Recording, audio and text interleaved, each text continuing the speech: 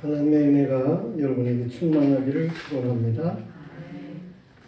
이제 10월 마지막 주일인데요. 10월 마지막 주일이면 우리는 10월 31일 정교 개혁 일이 생각이 납니다. 1517년 마틴 루터가 템베르 교회에 95개 조항을 내걸어서 당시에 로마 캐톨릭이 얼마나 부패했는지, 하나님의 말씀에서 얼마나 멀어졌는지를 이제 말하게 되고, 그래서 신앙적인 개혁을 가져오게 한 것이죠. 그때에 마틴 루터는 하나님의 말씀을 통해서 잘못된 것을 지적을 하게 됩니다. 교황부호서를 주장하는 것도 잘못된 것이고, 면죄부를 파는 것도 잘못된 것이고, 하나님의 말씀을 등의시하는 이러한 일들을 역시 지적을 하게 되고 그렇습니다. 그는 하나님의 말씀으로 돌아가야 된다는 거예요. 그리고 오직 믿음을 가져야 되는데, 오직 예수 그리스도 안에서의 믿음을 가져야 된다고 하는 것을 강조했습니다. 그래서 오늘 종교개혁 507주년 되는 그런 기념의 때를 생각하면서 시편 말씀을 우리가 상고하는 가운데 좀 너무 이렇게 뜬 것 같죠?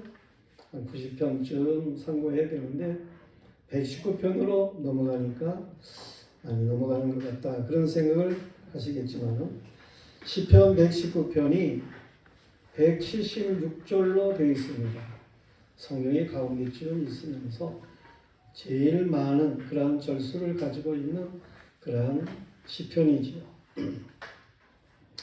176편이 되는 것은 그 이스라엘 언어의 자음의 숫자가 22개예요.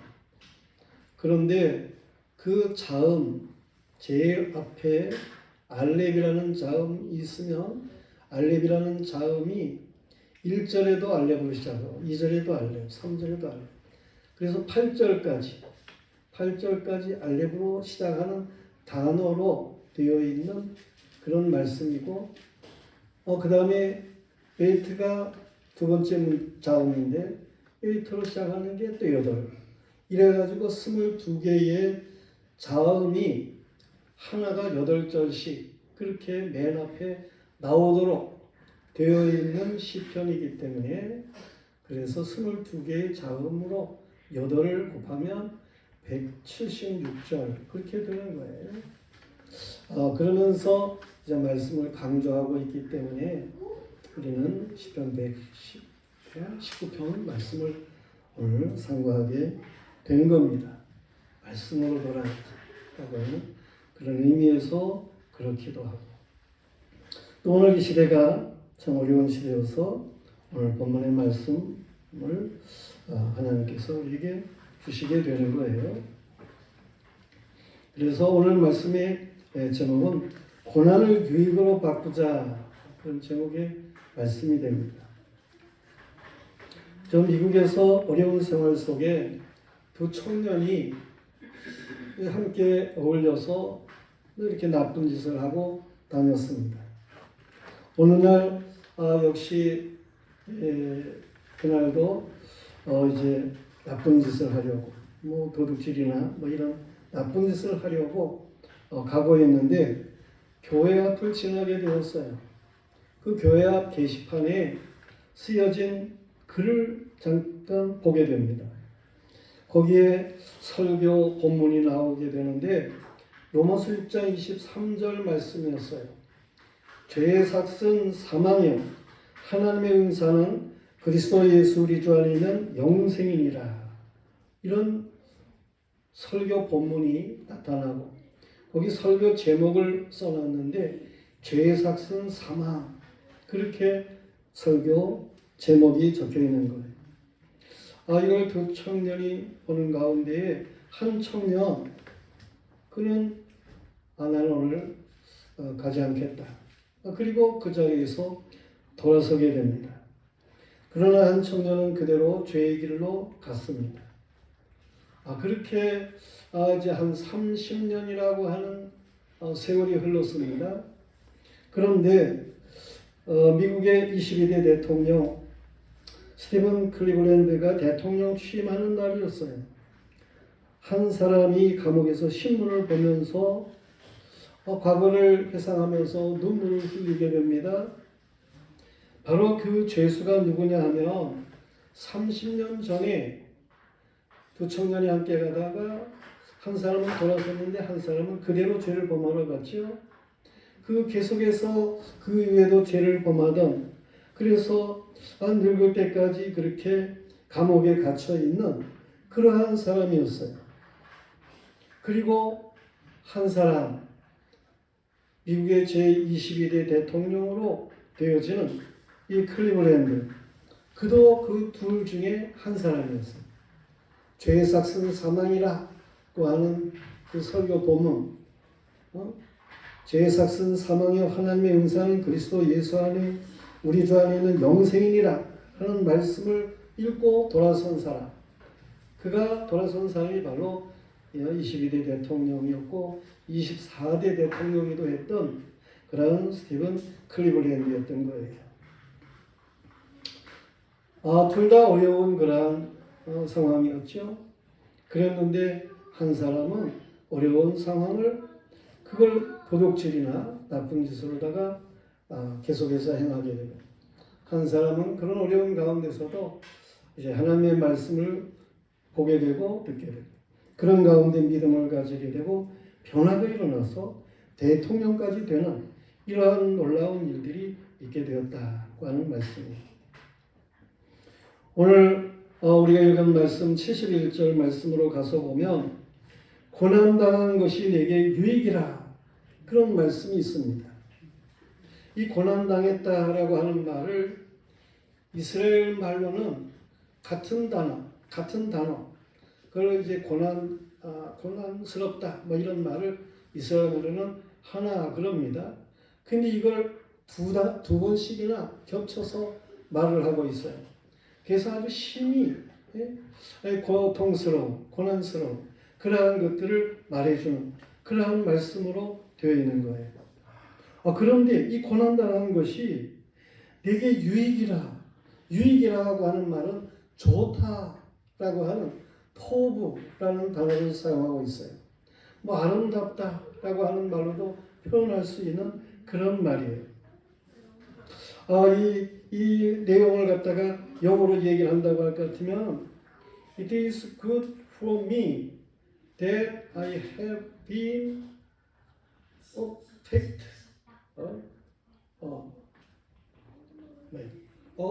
afflicted. 제가 afflicted.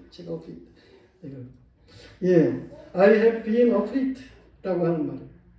내게 그 고통스러웠던 것, 이런 것들이 이게 나에게는 유익이다, 좋았다, 굿이라고 하는 그런 단어를 영어로 사용하고 있어요.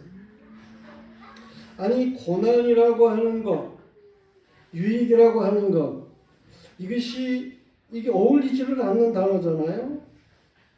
그렇지만은 이 고난당한 것, 이것이 나에게 유익이다라고 하는 그런 말씀이 오늘 말씀에 나타나고 있어요. 이 고난이 유익이 되는 역전이 있게 되었다, 그런 얘기죠. 그러니까 그 사이에는 틀림없이 뭐가 있었던 거예요. 고난과 유익 사이에 뭔가가 있었다, 그런 얘기입니다. 여러분이 인생의 역전을 가져오기를 원하십니까? 아멘. 이 고난스러웠던 것들이 유익이 되기를 원하십니까? 아멘. 오늘 말씀을 하나님의 말씀 안에 잘 받아야 됩니다. 이 고난과 유익 사이에는 하나님을 섬기는 믿음이 있었던 거예요. 이미 클리블랜드에 대한 이야기를 했습니다마는 그가 하나님을 섬기는 믿음이 있었어요. 그래서 변화가 일어났던 거예요. 고난 중에 유익은 믿음과 기도로 얻어지는 것입니다. 예수님의 모든 치료에는 믿음과 강구가 있었습니다. 물론 그 믿음은 말씀을 들음으로부터 주어지는 믿음인 거예요. 로마서 10장 17절에 보면 믿음은 들음에서 나며 들음은 그리스도의 말씀으로 말미암았느니라 그랬습니다. 로마서 5장 3절 4절 말씀에 보면 우리가 환난 중에도 즐거워하나니 이는 환난은 인내를, 인내는 연단을, 연단은 소망을 이루는 줄 알미니라 그랬습니다. 우리의 삶에 고난이 있을 수 있습니다. 그런데 이러한 고난을 유익으로 바꾸는 이러한 믿음의 사람이 되어야 하는 거예요. 고난에는 세 가지가 있습니다. 고난에 대해서 베드로전서 2장 18절부터 25절까지의 말씀을 주고 있는데 거기에 보면 사환들아 범사에 두려워함으로 주인들에게 순종하되 선하고 관용하는 자들에게만 아니라 또한 까다로운 자들에게도 그리하라. 부당하게 고난을 받아도 이 말은 애매한 고난을 얘기를 하는 거예요. 부당하게 고난을 받아도 하나님을 생각함으로 슬픔을 참으면 이는 아름다우나 유익하다라고 하는 말과 아름답다라고 하는 말, 이 좋다는 말이 다 똑같이 이스라엘 말로 토부 그렇게 사용되고 있는데 그런 말을 말씀하고 있는 거예요. 애매한 고난을 받아도 하나님을 생각함으로 고난을 참으면 이는 아름다우나 또 죄가 있어 매를 맞고 이 말은 죄로 인한 고난이에요. 죄가 있어 매를 맞고 참으면 무슨 칭찬이 있으리요. 그러나 선을 행함으로 고난을 받고 선을 행함으로 받는 고난이 있어요. 선을 행함으로 고난을 받고 참으면 이는 하나님 앞에 아름다우니라. 이를 위하여 부르심을 받았으니 그리스도도 너희를 위하여 고난을 받으사 너희에게 본을 끼쳐 그 자취를 따라오게 하려 하셨느니라. 그는 죄를 범하지 아니하시고 그 입에 거짓도 없으시며 욕을 당하시되 맞대어 욕하지 아니하시고 고난을 당하시되 위협하지 아니하시고 오직 공의로 심판하시는 이에게 부탁하시며 친히 나무에 달려 그 몸으로 우리 죄를 담당하셨으니 이는 우리로 죄에 대하여 죽고 의에 대하여 살게 하려 하시니라. 그가 채찍에 맞음으로 너희는 나음을 얻었나니 너희가 전에는 양과 같이 길을 잃었더니 이제는 너희 영혼의 목자와 감독 되신 에게로 돌아왔느니라. 그랬습니다. 성도들이요, 고난에 세 가지가 있다라고 하는 말씀을 저는 베드로전서 2장 18절 이하에 말씀하고 있어요. 우리가 이것을 다시 한번 생각하면서 이런 고난이 유익을 가져오는 일들을 알아야 되겠습니다. 첫째로는 애매한 고난이에요. 부당하게 고난을 당하는 것이죠. 이런 고난이 다윗이라고 하는 사람에게 있었습니다. 다윗이 사울에게 당하는 고난, 이것은 애매한 고난이었어요. 이스라엘의 사울왕 여호와의 말씀에 불순종해가지고 이제 하나님께서 그 왕위를 폐위를 시키려고 하는 거예요. 그래서 하나님이 마음에 맞는 자 다윗을 새롭게 세우려고 하시는 하나님의 뜻이 있으셔요.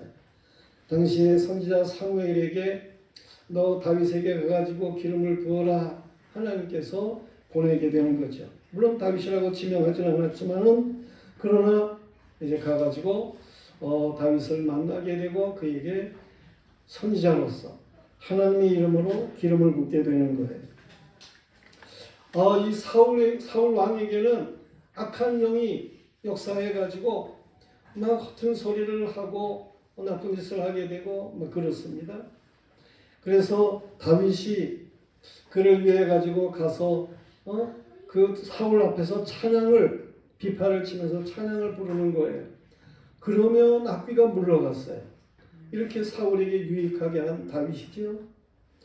당시에 저 블레셋 골리앗 나라가 쳐들어와 가지고 거기에 장군이 골리앗인데 이 골리앗 거인이기 때문에 이스라엘 군사들이 두려워하는 거예요. 그때 다윗이 그 골리앗을 향해서 믿음으로 나가가지고 골리앗을 물리치게 되는 일이 있게 되는 것이죠. 그때 백성이 다윗을 높이게 되는 거예요. 사울이 죽인 자는 천천이고 다윗이 죽인 자는 만만이라는 거예요. 이 말을 사울 왕이 들을 때에 기분이 나빠요. 아니 왕인 나에게는 천천을 돌리고 다윗에게는 만만을 돌리다니 기분이 나빠가지고 그때부터 다윗을 시기하게 되는 거죠. 군대의 장으로 삼아가지고 나가서 죽게 만들려고 하지만 군대의 대장이 된 이 다윗은 나가는 데마다 하나님이 도우셔가지고 이기는 거예요. 그러니 백성에게 더 칭송을 받죠. 그래서 사울이 그 이제 자기 사위를 삼겠다고 해가지고 어려운 거를 내놓지요. 어려운 그런 문제를 그걸 풀어야 그래야 이제 사위가 되는 거예요. 어렵다고 하는 거는 블레셋 사람들 저들의 양피를 100개를 가지고 와야 사위가 될 수 있다는 거예요. 그 블레셋 군사와 싸워야 될 거 아니겠어요? 그러면 가서 블레셋 군사에게 맞아 죽으라고 다윗이 그렇게 사울은 생각하고 양피 100개를 가져오라는 거예요. 근데 다윗이 가가지고 블레셋 사람 200명을 물리치고 양피 200개를 가지고 왔어요. 그래서 사울의 사위가 돼요. 미갈이라고 하는 아내를 얻게 되는 거죠. 그럼에도 사울이 이제 다윗을 죽이려고 해서 다윗은 도망을 치게 됩니다. 늘 그렇게 사울에게 좋게 했던 다윗인데 사울은 다윗을 죽이려고 하는 이런 일을 당했을 때 고난당하는 거죠. 도망자의 신세가 되니까 다윗이 얼마나 고난스러웠겠어요. 사울은 그대로 놔두는 게 아니고 이 다윗을 죽이려고 또 군사 3,000명을 이끌고 추격을 하는 그러한 일들이 있습니다. 그걸 피해 다니는 다윗이 얼마나 고난스러웠겠나 하는 거예요. 이거야말로 애매하게 당하는 고난이지요. 그러나 다윗은 이 사울 그를 대적하지를 않습니다. 사울을 죽일 수 있는 기회가 2번 있어요. 그럴 때에 다윗은 사울을 죽이지를 않고 사울의 옷자락만 베는 그런 일이 있어요. 그래서 사울을 감동시키죠. 또 다 고나게 잠들고 그래서 사울을 죽일 수도 있는데 그런데 다윗은 가가지고 그 사울의 창과 사울의 물병만 가지고 오는 거예요. 그래서 사울을 감동시키는 일이 있게 되는 것입니다. 이처럼 다윗은 사울을 대적하는 그러한 사람으로 행하는 게 아니고 사울은 다윗을 죽이려고 하지만서도 다윗은 이 사울을 뭔가 선으로 행하는 그러한 일이 있었음을 알 수가 있어요. 다윗은 선으로 악을 이기는 거예요. 하나님께서 이 다윗을 그렇게 추격하고 죽이려고 하는 이 사울의 나라를 블레셋 나라가 쳐들어오게 하고 사울은 그 전쟁에 나갔다가 죽임을 당하게 되고 사울의 아들들도 죽고 그렇게 돼서 이스라엘에 뭔가 왕이 될 사람이 없는 그러한 모습이 되는 거죠. 그럴 때에 하나님께서 다윗을 먼저는 유다의 왕으로 세웠다가 나중에는 이스라엘 전체의 왕으로 세우는 이러한 놀라운 역사를 가져오게 하셨어요. 선으로 악을 이기니까 하나님께서 이처럼 역사하셨다. 그런 말씀입니다. 인생은 이 고난과 고독한 가운데 죽고 싶을 때가 있습니다. 이런 때 그리스도인은 어떻게 해야 됩니까? 하나님 앞에 믿음으로 나가는 거예요. 그리고 하나님께서 주시는 지혜를 따라서 선으로 악을 이기는 자의 삶을 감당해야 하는 것입니다. 요셉을 보면 하나님이 주신 꿈으로 인해서 애매하게 형제들에게 미움을 당합니다. 저 꿈쟁이. 우리가 자신들에게 절을 한다고? 그러면서 이 요셉을 공연히 미워하는 그러한 일들이 있어요. 그 나중에 기회가 있어가지고 이 요셉을 갖다가 죽이려고 하다가 죽이는 것보다는 팔아먹는 게 낫겠다. 그래가지고 이스마엘 사람들에게 팔아먹지요. 이스마엘 사람들은 요셉을 사가지고 저 애굽으로 내려가서 보디발의 집에 팔아먹습니다. 그래서 이 요셉이가 애굽까지 끌려가게 되고 노예로 인신매매를 당해가지고 그 애굽의 왕의 경비대장 되는 보디발의 집에 거기 종살이를 하게 되는 거예요. 노예살이를 하게 되는 거예요. 그러니 그 신세가 얼마나 참 한탄스럽겠습니까? 얼마나 고난의 삶입니까? 그런데 그때의 요셉은 그 고난 가운데서 하나님과 형통했다는 거예요. 더욱 하나님 앞에 간절하고 하나님의 도우심을 구하고 막 하나님의 뜻대로 살아가고자 하는 이러한 믿음의 사람으로 행하였다고 하는 것입니다. 창세기 39장 2절 이하에 말씀하고 있는데 여호와께서 요셉과 함께 하심으로 그가 형통한 자가 되어 그의 주인 애굽 사람이 집에 있으니 그의 주인의 여호와께서 그와 함께 하심을 보며 또 여호와께서 그의 범사에 형통하게 하심을 보았더라 그랬습니다. 꿈을 주신 여호와께서 모든 일을 형통하게 하실 것을 요셉은 믿고 하나님을 더욱 가까이 하는 자로 행하였다라고 하는 거예요. 안 되는 것 같은 내려감 상황 속에서 요셉은 여호와의 편에 있는 자로 그러므로 하나님께서 그를 형통하게 하는 거예요. 나중에 여호와께서 요셉을 형통하게 해가지고 애굽의 국무총리가 됐습니다. 당시에 기근이 있어가지고 형제들이 애굽에까지 곡물을 사러 오게 됩니다. 요셉을 만나게 되는 거죠. 그때 요셉이 형들은 두려워서 벌벌 떨게 되는 일이 있습니다. 그러자 요셉이 말을 하죠. 내게로 가까이 오소서. 나는 당신들의 아우 요셉이니 당신들이 애굽에 판 자라. 당신들이 나를 이곳에 팔았다고 해서 근심하지 마소서. 한탄하지 마소서. 하나님이 생명을 구원하시려고 나를 당신들보다 먼저 보내셨나이다. 그렇게 말을 해요. 그렇게 자신에게 못되게 행했던 형제들, 그들을 하나님 앞에 믿음을 가진 사람으로 저들을 선하게 대했다라고 하는 말씀입니다. 하나님의 뜻대로 요셉이가 행하는 것입니다. 모든 게 다 하나님이 선한 역사로 이렇게 인도하시는 것임을 그걸 말하고 있는 거예요.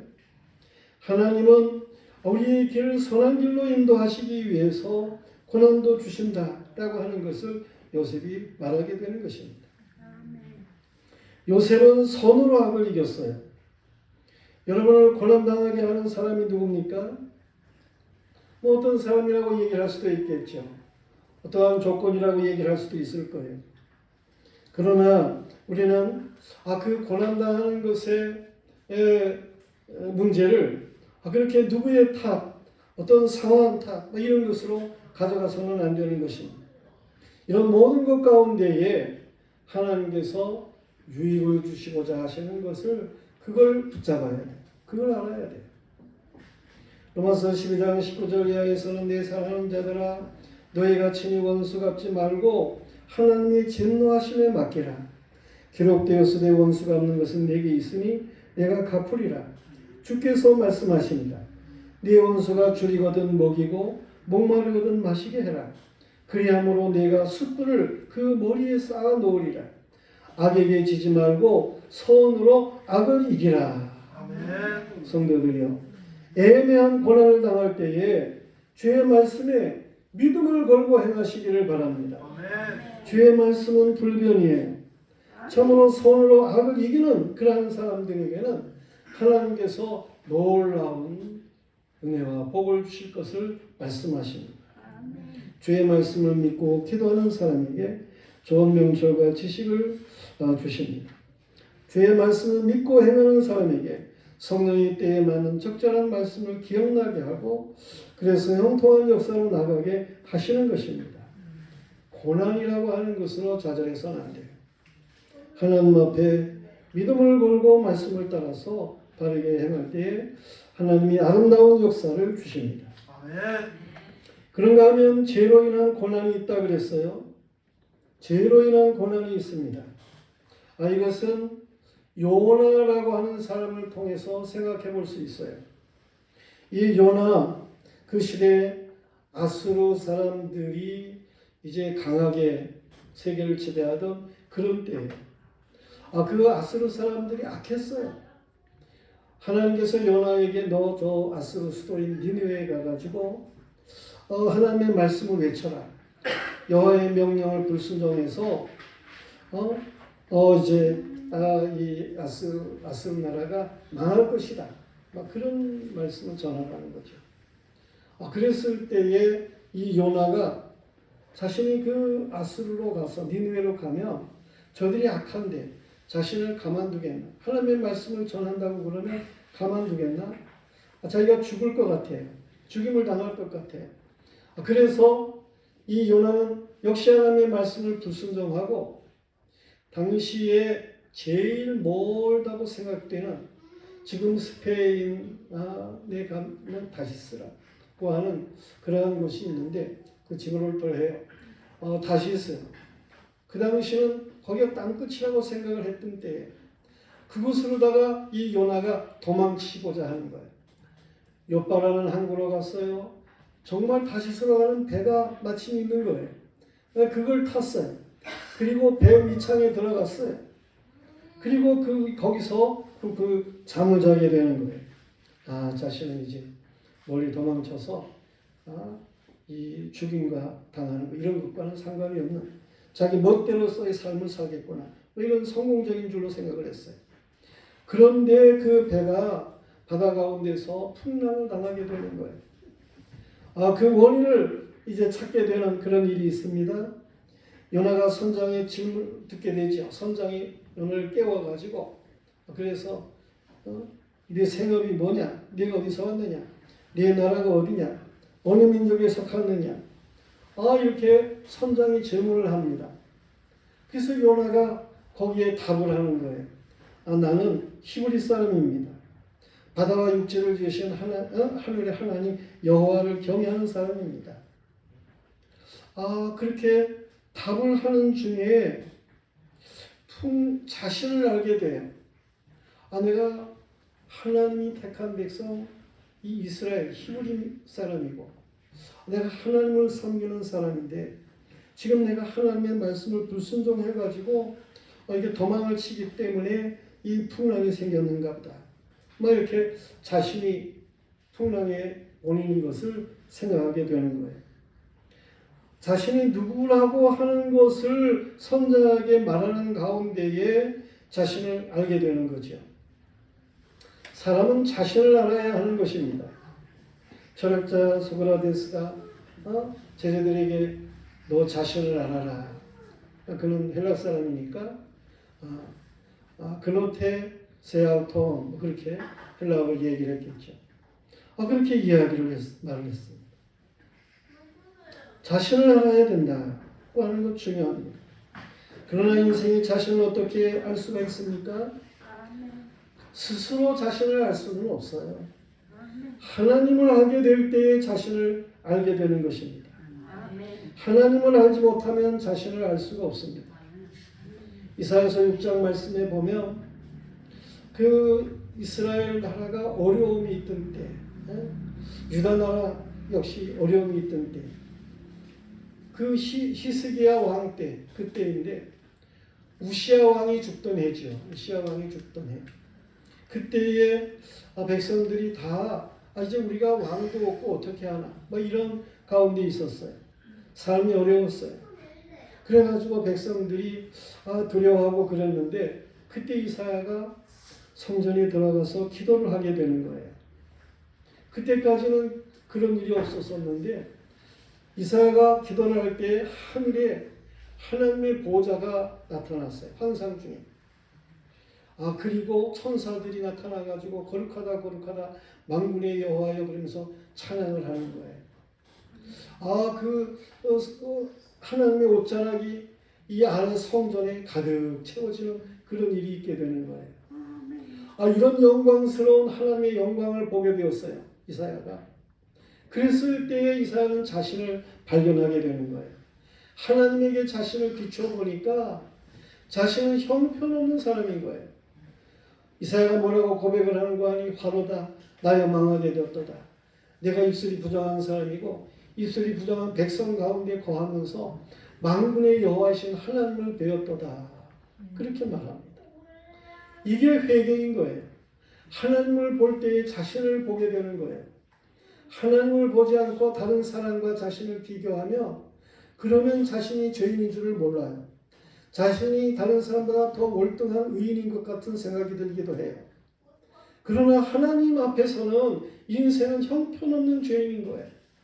진정으로 자신을 보게 되는 거예요. 하나님 앞에서 여러분 자신을 보게 되기를 축원합니다. 이렇게 회개하는 이사야에게 하나님이 말씀하셔요. 누가 나를 위해서 할꼬.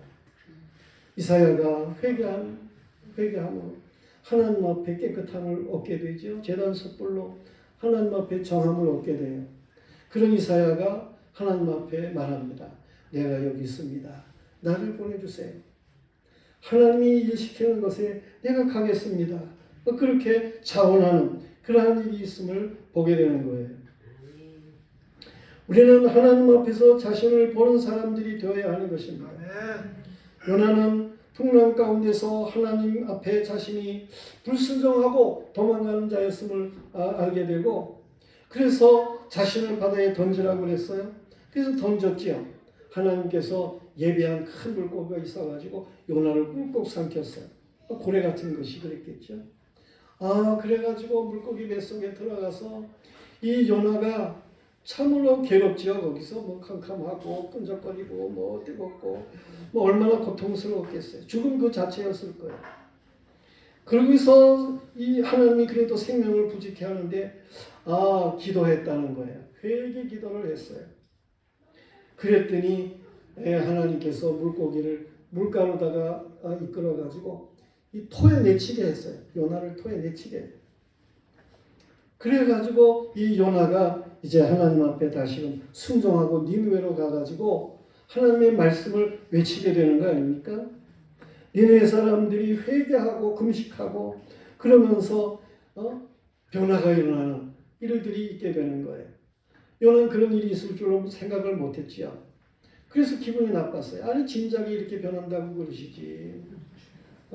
그래서 하나님께서 요나를 또 깨닫게 하시는 거예요. 그를 저 모래밭에 앉히고 그리고 그 박농풀이 금세 자라게 해요. 그래서 그 천막을 뒤덮게 해가지고 그늘을 지게 해요. 뜨거운 낮에 시원했어요. 좋았는데 금세 또 그냥 이 벌레가 나타나가지고 박농풀을 갉아먹는 거예요. 그래서 박농풀이 비쩍 말라가지고 다시 그냥 빛이 비쳐가지고 이 대머리 이 요나를 갖다가 막 뜨겁게 괴롭게 하는 거예요. 그 원망을 하죠. 하나님께서 말씀하셔요. 네가 뭐 박농풀을 길렀느냐? 네가 기르지도 하는 거 그거 없어졌다고. 막 그렇게 원망하고 불평하고 그러는데 여기 이 니느웨에는 하나님을 모르는 사람이 12만 명이나 있어. 너는 그 박농풀을 아끼지만 나는 이 니느웨에 살고 있는 12만 명 이들을 사랑하는 거야. 이들을 아끼는 거야. 그러니까 하나님의 말씀을 전하게 한 거야.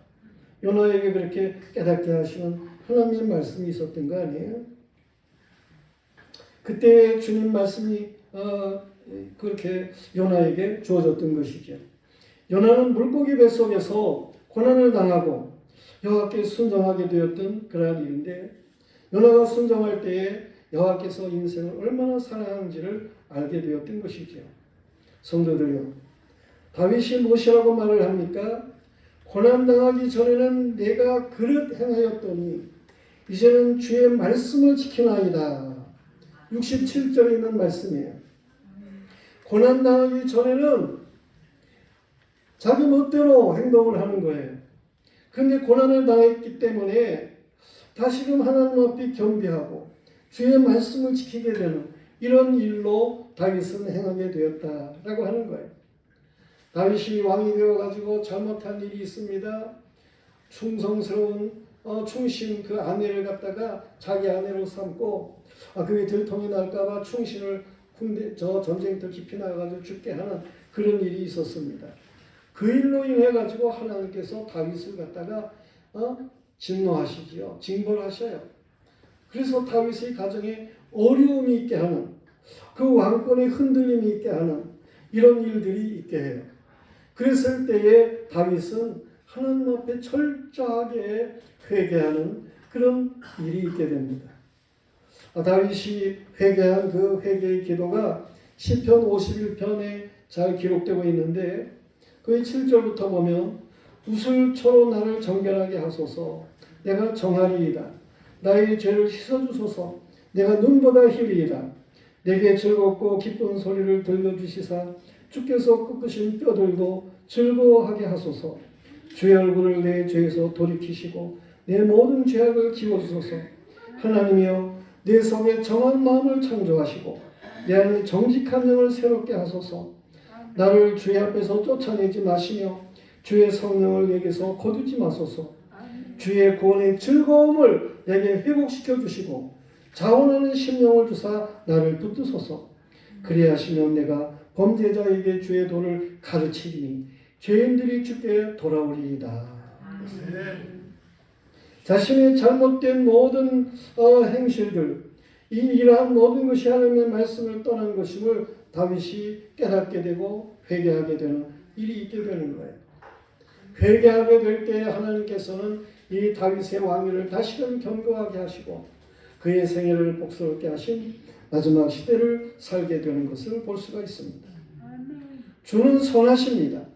주를 믿고 회개하는 자의 죄를 용서하시고 회복시키시는 은혜를 주시는 것입니다. 우리는 하나님에게로 돌아가야 돼요. 그 말씀으로 돌아가야 되는 거예요. 말씀을 지키게 될 때에 회개하고 말씀을 지키게 될 때에 유익하게 되는 거예요. 고난당한 것이 내게 유익이라 내가 주의 윤례를 배우게 되었나이다. 세 번째로 선을 행함으로 오는 고난입니다. 이미 첫 번째로 얘기했지만서도 우리는 고난 가운데에 이제 선을 행하라는 것이었죠. 근데 이번에는 선을 행하는 거예요. 우리가 선을 행하는데도 그럼에도 불구하고 고난이 오는 거예요. 예수 믿는 것 때문에 고난이 오는 거예요. 이런 고난은 이미 그리스도께서 받으신 고난이에요. 그리스도께서 오셔가지고 병든 자를 고치시지요. 여러 가지 질병의 사람들을 고치시잖아요. 늙은 자도 고치시고 말 못하는 사람도 고치시고 죽은 자도 살리시고 하나님께서 참으로 이 사람들을 긍휼히 여기시고 놀라운 이적들을 행하셨죠. 이처럼 그리스도께서 선을 행하시는데도 불구하고 이 예수님을 잡아 죽이는 이러한 사람들이 있었던 거예요. 예수님이 당하신 그 곤욕 이런 말할 수 없죠. 예수 그리스도를 대적하는 자들은 교만한 자들이었습니다. 그러나 예수 그리스도는 저들 앞에서 전심으로 주의 법도를 지키셨죠. 말씀대로 예수님은 행하시고 말씀대로 죽으시는 거예요. 그렇기 때문에 말씀대로 부활하시게도 되는 건데 승천하셔서 보좌 우편에 앉으시지요. 하늘에 있는 것이나 땅에 있는 것이나 땅에 있는 것이나 모든 것이 예수님이 발 아래 무릎 꿇도록 되어지는 이런 역사가 있게 돼요. 선을 행함으로 고난을 받으신 예수님을 아버지 하나님께서 그렇게 높이셨다 그런 말씀입니다. 이 의인의 고난은 아담의 아들 아벨로부터 계속해서 있어온 일들입니다. 아벨 그가 믿음으로 제사를 드리게 될 때에 그가 죽임을 당했지만 그의 피의 호소가 있게 되고 하나님께서는 그의 호소를 들으시는 일이 있게 되고 그렇습니다. 다니엘 선을 행함으로 고난을 당하게 되는 일이 있습니다. 그래서 사자굴에 던짐을 당하기도 했어요. 그런데 하나님이 이 선을 행함으로 고난을 당하는 이 다니엘을 지키셔서 사자들의 입을 막으셨던 거예요. 그래 하나님의 역사를 드러내는 일들이 있게 되죠. 이 모함하던 자들은 이제 다니엘을 살리고 왕이 모함하던 자들을 사자굴에 던졌을 때 저들은 떨어지기가 무섭게 뼈들이 부서뜨려지는 그런 일들이 있었다는 거예요. 고난당하는 자를 하나님께서 선을 행하기 때문에 고난당하는 자를 하나님께서 다 지켜보고 계시는 거예요. 아멘. 사도 바울은 성도가 당하는 고난을 고난이 있겠는데 성도들이 당하는 고난이 있겠는데 이 고난을 당연한 줄로 알아라. 그런 말씀을 하고 있습니다. 천국에 들어가려면 성도는 이 악한 세상에서 당연히 고난을 당하도록 되어 있는 거다. 그런 말씀을 예수님이 하시는 거예요. 바울도 하시고. 주님께서는 말씀하셨습니다. 요한복음 16장 33절에서 세상이라고 하는 건 악합니다. 이 세상에서는 너희가 환난을 당하나 담대하라. 내가 세상을 이기었노라 하셨습니다. 우리가 예수님 안에서 선으로 고난을 당하며 궁극적으로는 하나님께서 아름답게 하시는 역사를 주시는 거예요. 우리는 이기도록 되어 있는 고난을 당하는 것입니다. 이기도록 되어 있어요.